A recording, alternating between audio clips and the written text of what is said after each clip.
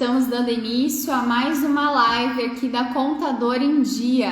E hoje o nosso tema é terceirização de mão de obra e eu vou contar aqui com o auxílio de um super palestrante, o professor Leandro Lunardi. Ele vai estar abordando o tema terceirização de mão de obra. E por que é importante esse tema, gente? Porque você, como contador, precisa saber como trabalhar com esses aspectos quando você vai prestar um serviço a uma determinada empresa. Eu vou aqui auxiliar ele para ele entrar na nossa live e já damos início.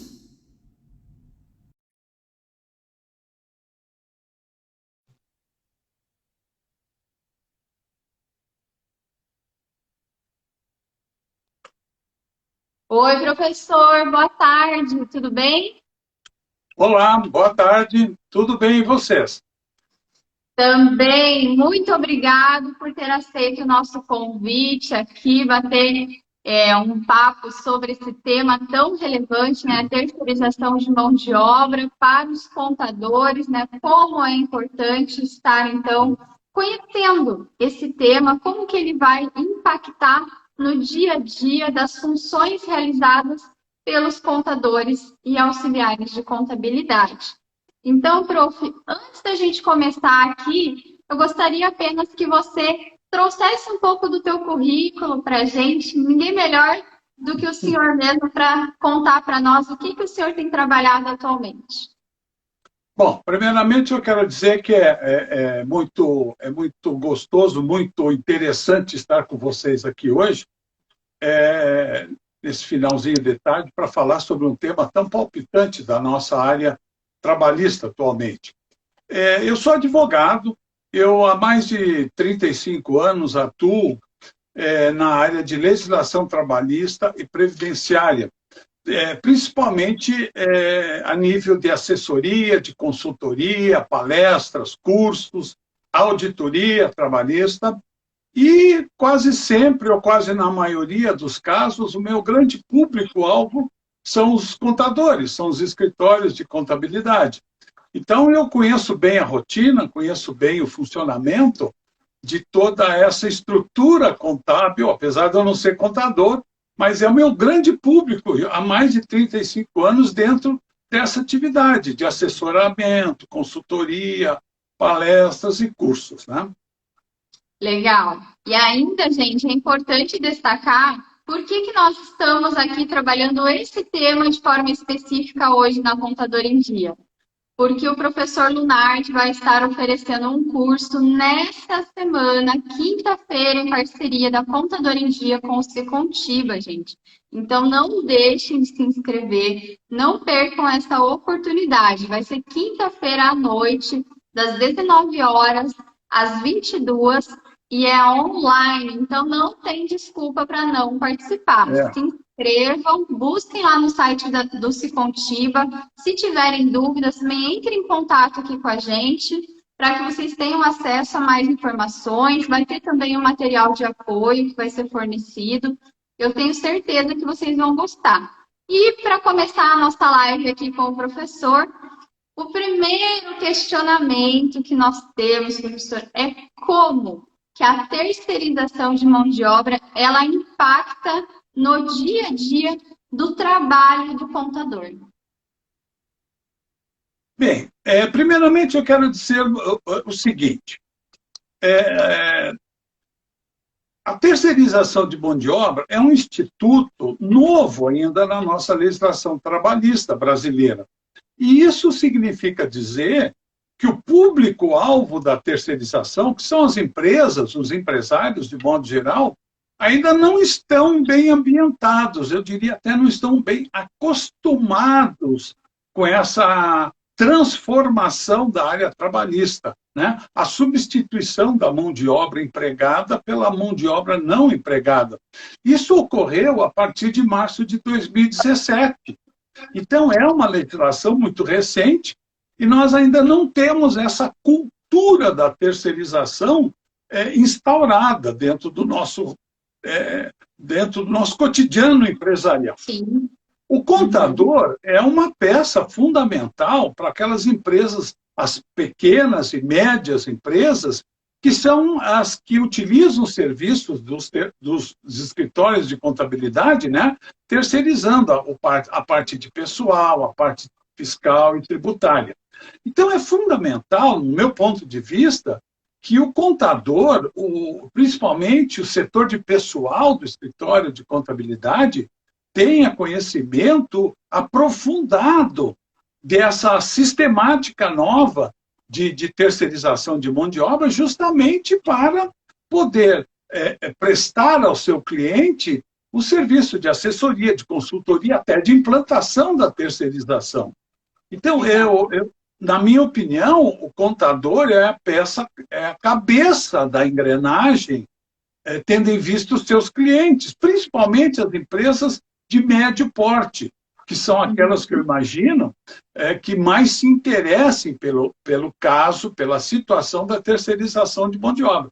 Então, concluindo essa resposta, esse teu questionamento, me parece que o contador ele é uma peça-chave de conhecimento, de técnica, de saber como fazer, né? De estar preparado para responder aos seus clientes os questionamentos que, com certeza, ele vai fazer em relação ao tema.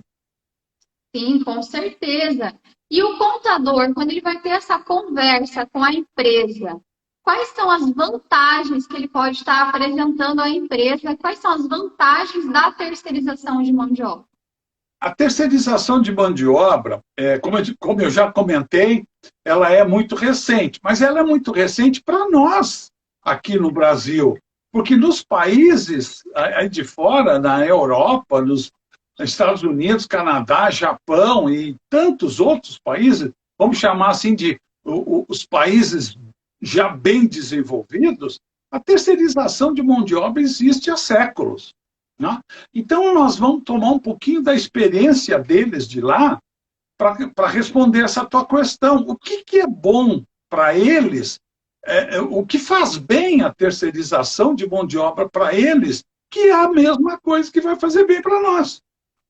Uhum. Então, a gente hoje, nós temos ainda poucos vizinhos para olhar e ver esses vizinhos já utilizando a terceirização, para saber o que é bom para ele, o que é interessante. Mas, com certeza, nós temos um rol de vantagem que a gente pode colocar para o contador repassar ao seu cliente, o cliente, a empresa que lhe toma o serviço. Por exemplo, dos grandes benefícios da terceirização é deixar, por exemplo, o empresário liberado dessa parte de pessoal. Ele não se incomoda mais com o empregado, não se incomoda mais com essa parte de administração de pessoal. A empresa que vai terceirizar para ele é que é responsável por tudo. Então, com isso, ele ganha tempo para quê? Para administrar o seu negócio e não o seu pessoal. Então, ele tem um ganho de produtividade administrativa, gerencial, fora de série, porque ele deixa de se preocupar se o empregado faltou, se o empregado não veio, se a empregada engravidou, não é problema dele. Então, ele ganha tempo para se dedicar ao seu negócio. Outra vantagem fantástica, quando ele vai contratar essa empresa para lhe prestar serviço terceirizado, ele já exige, ele já coloca como condição de contratação pessoal já treinado, já pronto para aquela atividade. Então, o que ele ganha com isso? Olha, imagine vocês, o que ele ganha? Olha o tempo que ele ganha, a despreocupação em treinamento de pessoal.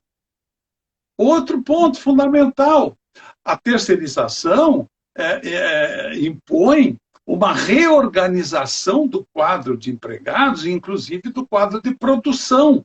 Então, ele vai ganhar produtividade, ele vai ganhar velocidade na produção do seu negócio.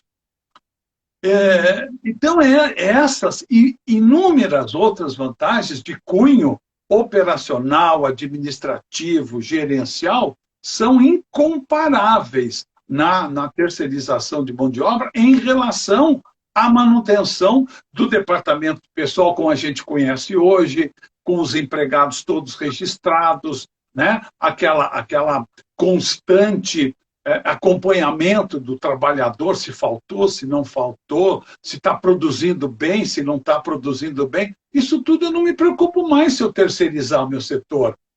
Então, é bem interessante. Sim, é um ganho de qualidade administrativa, gerencial da empresa, fora de série, fora de comum, coisa que nós nunca tivemos, porque o Brasil, culturalmente, sempre trabalhou em cima do vínculo empregatício. Então, o patrão tem que criar toda uma estrutura, né? Então, é chefe, é subchefe, é gerente, é subgerente, é chefe de produção, chefe disso, chefe daquilo, para gerenciar toda a cadeia produtiva, para fazer rodar essa cadeia produtiva. Na terceirização, eu gerencio apenas a empresa que eu contratei, mais ninguém. Então, me libera, eu, empresário, me libera para eu tocar a minha empresa naquilo que ela mais precisa, que é a minha administração. Então, essa no meu modo de ver, é o principal trunfo que a gente pode utilizar para, quem sabe, até convencer esse ou aquele cliente do nosso escritório a promover essa terceirização. E essa terceirização, ela não precisa ser total, ela pode ser parcial, pode ser um setor da empresa, 2 setores da empresa, não precisa ser a empresa toda. Né? Então, uma outra situação que o nosso contador pode sugerir ao seu cliente é começar com uma terceirização pequena, para experimentar. Ele não conhece terceirização. Então, ele contrata uma empresa para fazer um determinado trabalho que hoje ele tem dentro da sua engrenagem, com empregados, com 2, 3, 4 empregados. Então, vamos recomendar ele terceirizar só um determinado setor da empresa, para ele, empresário, sentir como funciona essa nova engrenagem de terceirização. Mas, para isso, né, como eu já disse, é fundamental que o nosso colega contador, o nosso escritório de contabilidade, tenha conhecimento da estrutura, né, e principalmente dos requisitos de lei. Sim, de como que ele vai apresentar isso para a empresa, né? Mas eu achei bem interessante, até antes da gente passar para a nossa próxima pergunta. Então, pessoal, quem entrou agora na live, resumindo aqui, o professor ele destacou vários pontos que estão favoráveis, que trazem vantagem de você, empresa, estar contratando a mão de obra terceirizada. Primeira coisa é que você não vai estar gastando tanto com RH e departamento pessoal. Por quê? Você já vai trazer alguém de fora. Outro ponto é que você vai economizar tempo que você teria para treinar aquela pessoa, porque essa pessoa já vem desta outra empresa treinada. Outra questão também o professor trouxe aqui é a questão de produtividade. Essa pessoa ela vai estar focada em trazer produtividade para a empresa. Então, o teu foco vai ser mais esse. E, claro, agora esse último ponto que o professor também apresentou, que é que você não precisa estar terceirizando tudo dentro da sua empresa. Você pode terceirizar algumas áreas, alguns serviços específicos, conforme a necessidade aí empresarial de cada organização. Então, assim, gente, tem vários pontos super relevantes. E agora a nossa próxima pergunta é, professor, é mito ou verdade que trabalhar com terceirização de mão de obra vai gerar desemprego? Essa pergunta é bem interessante, porque existem, na verdade, como eu disse, né, é um instituto novo ainda, que chegou ao Brasil em 2017, através de uma lei ordinária, em março de 2017. E de lá para cá nós não tivemos ainda grandes observações de movimentação de troca de vínculo empregatício pela terceirização. Nada assim significativo. Porém, nós temos, desde que a lei foi implementada, nós temos 2 teorias circulando esse assunto. uns entendendo que a terceirização de mão de obra é geradora de desemprego, e outros entendendo que, de forma alguma, a terceirização gera desemprego. Eu vou te responder dando o meu ponto de vista sobre tudo que eu já vi, já estudei, já atuei, já trabalhei com assessoria e consultoria de empresas que atuam com terceirização já há muito tempo. Então, a minha experiência e a minha opinião pessoal a respeito desse tema é o seguinte: a terceirização, longe, né, de qualquer perigo de gerar desemprego. E a matemática é muito simples para argumentar isso. Por que ela não gera desemprego? Na minha opinião, é uma questão matemática. Por quê? Se eu contratar uma empresa para fazer terceirização de um determinado setor, por exemplo, um setor da minha empresa tem 4 empregados, eu vou terceirizar aquele setor. É óbvio que eu vou demitir os 4 empregados. Eu vou demiti-lo. Então isso vai gerar desemprego. Não, não. Vai gerar desemprego em relação à minha empresa. Mas esses 4 vão para o mercado de trabalho, vão ser absorvidos pelas empresas de terceirização e serão disponibilizados para os próximos tomadores de serviço. Então, na minha opinião, o que acontece é simplesmente uma troca de empregador e não desemprego. Ele deixa de ser meu empregado, ele não é mais, mas ele passa a ser empregado de uma empresa que vai oferecer mão de obra terceirizada para outros tomadores de serviço. Então, quando esse ciclo de se fechar no Brasil, isso ainda leva talvez mais alguns anos, que ciclo? Substituição do vínculo empregatício pela terceirização. Quando esse círculo se fechar, eu não vejo como nós vamos poder culpar a terceirização pela implementação de desemprego. E sim, como eu digo, repito, nós vamos trocar de patrão. Sai do meu e entra no outro. Então, saem 4 da minha folha de pagamento e entram 4 na folha de pagamento de uma empresa que vai oferecer essa mão de obra no mercado. Então, a minha posição, até finalizando a resposta a essa tua pergunta, é de que não é objetivo da lei de terceirização, nunca foi e nem poderia ser, a geração de desemprego. Pelo contrário, ela vai promover, através dos seus mecanismos de admissão e substituição de mão de obra empregada numa determinada empresa, mas na outra o vínculo empregatício vai existir, os direitos trabalhistas estão preservados, ele é empregado só que de uma outra, não da minha empresa. Então, na minha opinião, não se pode falar de desemprego. Eu não acredito que a terceirização tanto não gera desemprego, que nos países cuja terceirização já está solidificada há décadas, não se fala mal da terceirização sob o ponto de vista do desemprego. Entendi. Tem muito a ver, então, com essa questão da cultura, né? Porque, querendo ou não, estudos comprovam que uma cultura, para que ela mude no país, para que ela se instaure verdadeiramente, ela necessita aí de pelo menos 20 anos, né? Então, é um processo gradual que vai acontecendo aos poucos. E a gente tem visto cada vez mais um incentivo a você contratar a mão de obra terceirizada. Igual esse exemplo que o professor trouxe, né? Uma empresa pequena. Por que às vezes ela vai precisar de um serviço de limpeza? Por que ela vai ter que contratar?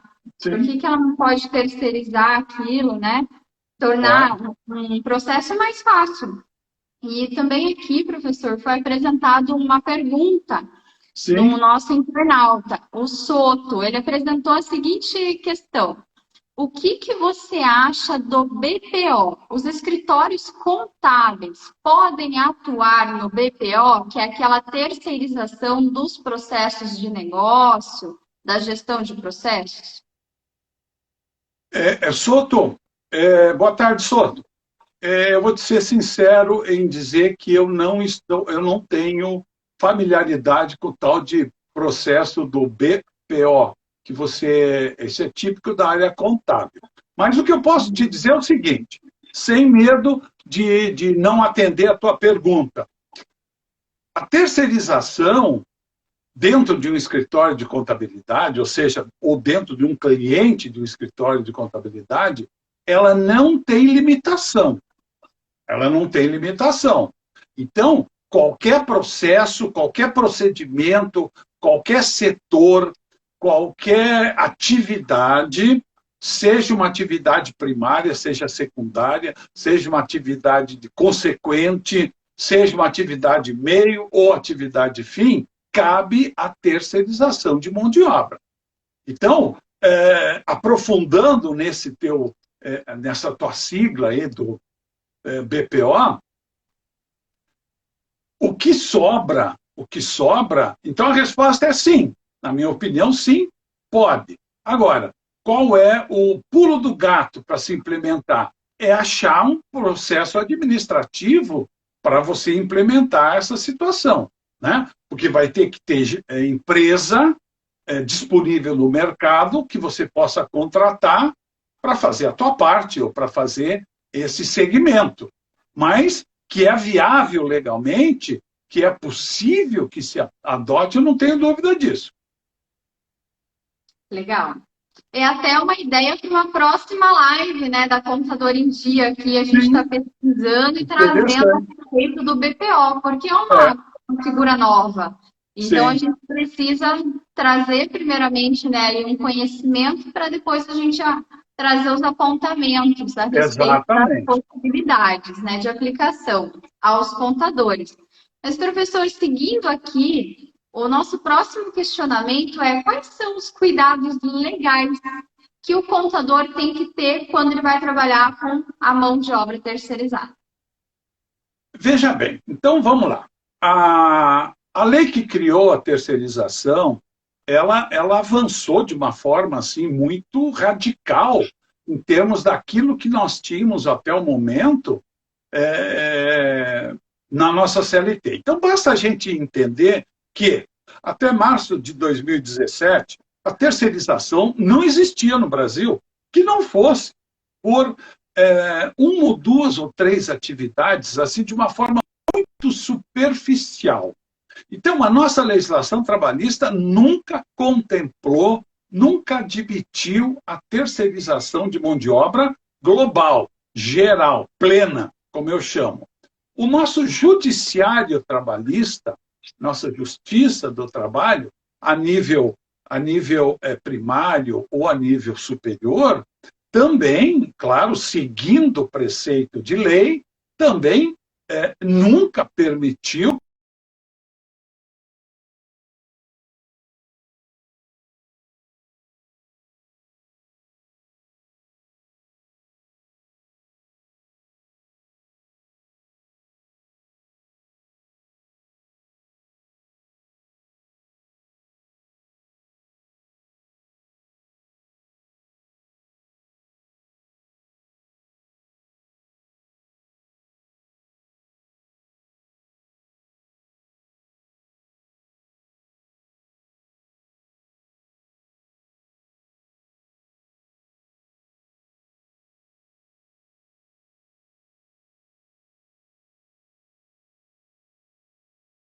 certinho se ele consegue entrar de novo na nossa... poder mais ser Aqui, voltou.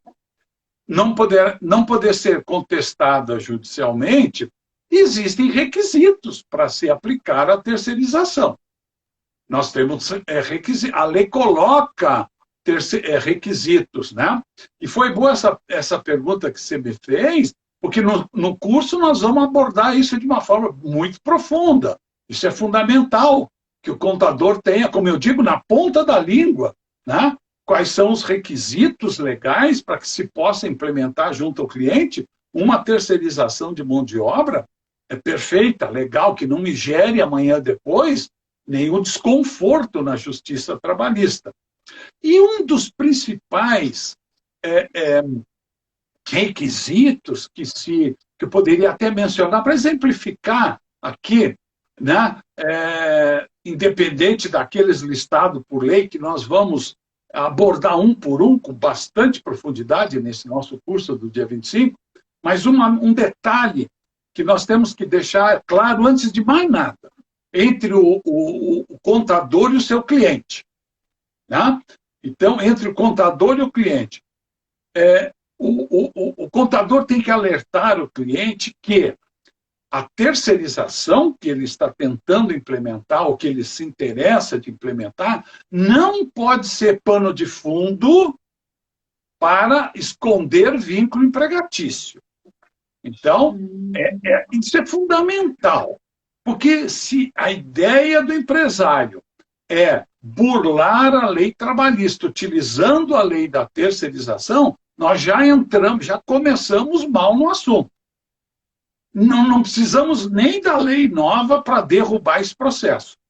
Então, a primeira coisa, o primeiro requisito que o escritório de contabilidade deve obrigatoriamente apresentar ao seu cliente é o seguinte: a certeza de que aquela vontade, aquele anseio de terceirizar não seja motivo de fraude à nossa CLT, à nossa legislação trabalhista. Ou seja, utilizar a terceirização para se ver livre da mão de obra assalariada, com vínculo empregatício, ilegalmente. Então, é aquilo que a gente chama juridicamente de simulação. Né? Você simula a terceirização quando lá no fundo, lá na verdade, não é isso que você quer. Você quer continuar com o vínculo empregatício, só que escondido numa capa de terceirização. Então, esse é o ponto fundamental, inclusive da responsabilidade profissional do contador, né? De oferecer uma opção, talvez muito mais favorável ao seu cliente, mas que não venha burlar a lei, que não seja o estupim de fazer uma tentativa de burlar a nossa legislação trabalhista. Para concluir, se nós colocarmos numa balança todo um processo de terceirização e colocarmos na balança a CLT, sempre que houver dúvida sobre a legalidade daquele processo terceirizado, a balança da CLT vai muito mais para o alto. Ela vai prevalecer sempre. Então, por isso que eu digo, a terceirização, ela veio para ficar, ela é forte, ela é dinâmica, ela tem vários pontos positivos, né? Porém, a CLT é mais forte que ela. Se nós descobrirmos que indiretamente o empresário está tentando forçar uma situação, você pode ter certeza que a justiça trabalhista derruba a terceirização. Então, na minha opinião, são dois pontos fundamentais. Os requisitos todos da lei, que nós vamos abordar, são vários, e antes dele, a vontade, né? Aquilo que a gente não vê do nosso cliente, o porquê que ele quer terceirizar. Você quer terceirizar para tirar as vantagens da terceirização ou para se ver livre do vínculo empregatício de uma forma fraudulenta? Então, é fundamental esse questionamento do contador perante seu cliente. Legal, muito importante lembrar, né, isso. Isso é fundamental. Contador. Sim, sem Professor, dúvida. e quando a gente fala em relação às empresas que são simples, MEI, como que a terceirização de mão de obra interfere nessa parte? Esse é um assunto, eu vou até dar uma puxadinha de orelha aqui em alguns colegas contadores. Por experiência própria, né? Aquilo que eu já vivi, já vivenciei, já ministrei muito curso, como esse que nós vamos levar agora para o dia 25, né? Já fiz em vários lugares, já fiz esses cursos fechados para uma determinada empresa ou para uma determinada entidade. Então, eu tenho mais ou menos um conhecimento, eu me julgo com conhecimento de causa para falar o que eu vou falar, até para dar essa apertadinha de orelha em muitos profissionais da área. Esta situação das empresas do Simples e do MEI, porque o MEI também é simples, né? Estão os dois, as empresas do Simples e o MEI são regulamentados pela mesma lei, né? O Simples, o MEI é um Simples, é uma pessoa jurídica também do Simples. Essa questão, ela está mal, e nós vamos frisar isso muito forte, vamos trazer o texto de lei, vamos trazer o texto de resoluções, de portarias, para mostrar para o nosso público que vai participar do nosso curso online, do dia 25, com todos os fundamentos legais. Mas aqui nós vamos dar uma resumida apenas. Então, existe uma confusão muito grande ainda. Lembram que nós já comentamos que é uma legislação recente, nova. Nós não temos ainda a cultura da nova lei de terceirização. Você falou que uma cultura leva 20 anos para se fixar. E é verdade. Nós não temos ainda essa cultura toda. Então, a gente tem visto que a terceirização tem sido indevidamente utilizada nas empresas do Simples e, inclusive, no MEI. Não que seja proibido.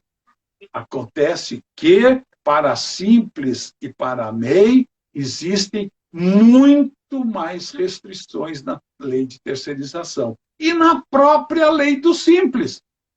Na própria lei do Simples. Então, é um conjunto de artigos e normas, um pouco na lei do Simples, um pouco na lei da terceirização, e que, se nós juntarmos essa estrutura de dispositivos legais, nós vamos ver que as empresas do Simples e os profissionais chamados MEI não estão disponíveis para terceirização da forma como muita gente tem feito. Inclusive, então, agora vem o puxãozinho de orelha. Alguns escritórios de contabilidade já vêm indicar para empresas do Simples ou para a MEI, né, a terceirização de mão de obra. Aqui, nós temos que ter um pouquinho mais de cuidado, diminuir o acelerador, pisar um pouquinho no freio, porque as limitações aqui são grandes. Diferente de uma empresa que não seja Simples, que não seja o MEI. Não tem limitação nenhuma. Está liberado, está aberto, está escancarado. Aqui não. Aqui nós temos que ter cuidado. Como eu digo, nós temos que pisar em ovos quando falamos de empresas do Simples e MEI.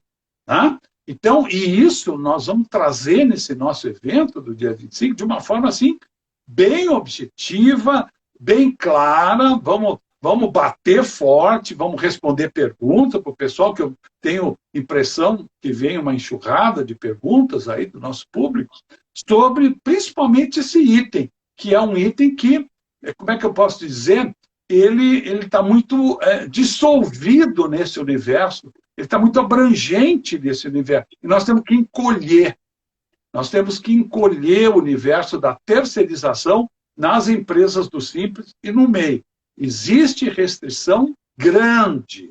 Então, não se terceiriza para a empresa do Simples como se toma um cafezinho. Não se troca um trabalhador, um empregado meu, por um MEI, né, como se toma um sorvete. Não. Nós vamos pisar em ovos, não é assim que funciona. Então, essa questão é fundamental. Né? Nós não temos tempo agora para explicar os porquês, mas com certeza esses porquês serão trazidos no nosso encontro do dia 25. Então, quem participar vai poder diluir seu questionamento e até debater, porque é uma questão também que gera controvérsia. Há quem entenda que pode, abertamente, indistintamente, não há nenhuma restrição objetiva, né? Há quem entenda isso também. Então, é o momento da gente discutir e debater.